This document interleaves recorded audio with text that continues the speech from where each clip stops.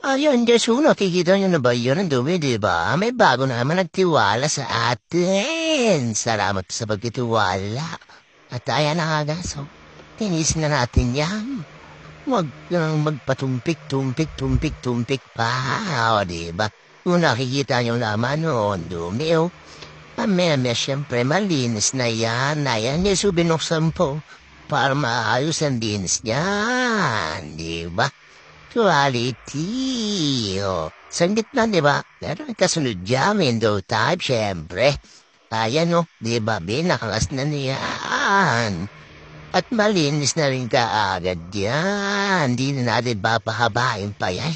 Dahil alam natin na maayos ang pagkakadali dyan. O, di ba?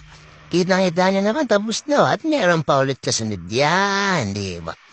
3 unit sa isang layid. Salamat po ng sobra sa tiwala.